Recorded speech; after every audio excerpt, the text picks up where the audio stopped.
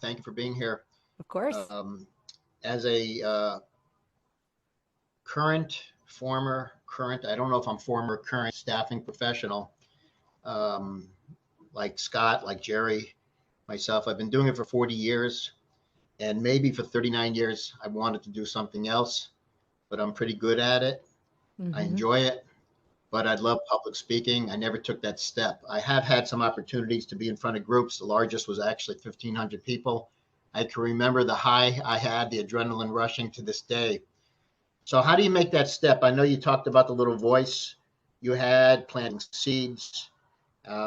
Did you consider doing both for a while? How do I make that pivot? Doesn't have to be all or nothing, but um, I just took 5 months off, and Mm-hmm. today it's after Labor Day. I was ready to go back and get my word out again, and now I'm thinking to myself, well, maybe I want to say something different. So, and we have a lot of speakers on this group, but from the staffing point of view, I could identify with you Yeah. to some degree.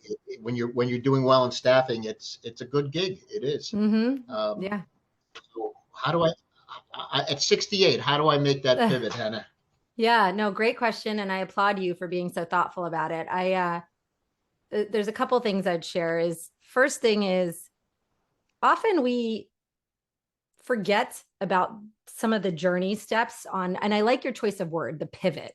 I don't ever suggest to people, take a 180-degree turn or take this giant leap. I'm not talking about going from staffing, hey, Jeff, go open a bar in the Caribbean, right? This is not realistic for 99% of humans. It's just not realistic. But what is more realistic, and I love your choice of words, is a pivot. So when I finally decided to exit staffing, now to answer your question about, did I do both at once? I didn't, but I know many people who do. I didn't because I know my personality. I am not good at splitting my attention. I'm somebody who tends to, once I decide I'm passionate about something, I go all in. And I knew that by trying to do both, I was fast tracked to disaster burnout. There was no way I was going to be able to do both with full attention.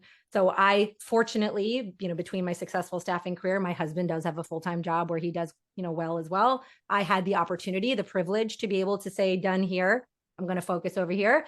But on the pivot piece, I did not start talking about awkwardness. I didn't start public speaking on, holistic sales training.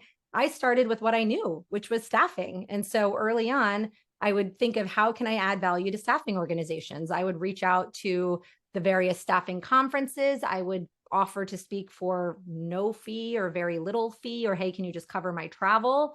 And for me early on, it was just about reps. Like, what can I talk about frequently and with value? What is my unique stance on some of the things in this industry? But I 100% started with what I knew and what I had expertise in. So given your, long tenure in history, there's a lot of talk about, kind of what the tenured folks know and what the new generation of staffing professionals need to know. And maybe there's some value you can add about how to bridge that gap. But I would start in an area that feels somewhat known to you. And then over time, as you talk about things, you'll kind of start to realize what your unique perspectives and angles are.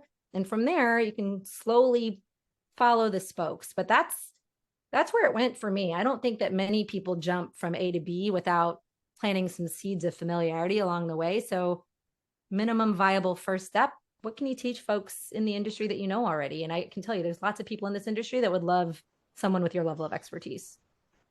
Thanks, Hannah. Thank you. Sure.